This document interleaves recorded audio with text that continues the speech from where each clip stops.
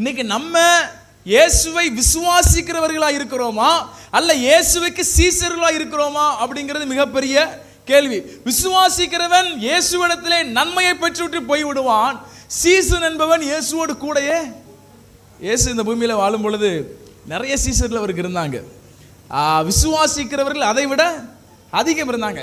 விசுவாசிக்கிறவங்க என்ன செய்வாங்க? ஆண்டவரே எனக்கு ஒரு அற்புதம் செய்யுங்க, ஆண்டவரே எனக்கு இந்த பிரச்சனை இருக்கு, இந்த குறைபாடு இருக்கு, எனக்கு ஒரு அற்புதம் செய்யுங்க, எனக்கு ஒரு சுகத்தை தாங்க, எனக்கு இந்த காரியத்தை செய்யுங்க அப்படின்னு கேட்பாங்க. இயேசு அந்த காரியத்தை செய்த உடனே என்ன செஞ்சிருவாங்க? அவங்க போயிடுவாங்க. ஆனா சீசர்கள் வராங்க போகல. ரெண்டாவது அவங்க என்ன செஞ்சாங்கன்னா இயேசுவோடு கூடையே இருந்தாங்க. அவரோடு கூட இருக்கும்படி அவர் 12 பேரை தெரிந்து கொண்டார். அப்ப சீசர்கள் என்றால் யார் என்றால் அற்புதங்களை தேடி வருகிறவர்கள் அல்ல, அற்புதங்கள் பெற்ற உடனே போகிறவர்கள் அல்ல, அற்புதங்கள் நடக்கலன்னு உடனே போகிறவர்கள் அல்ல.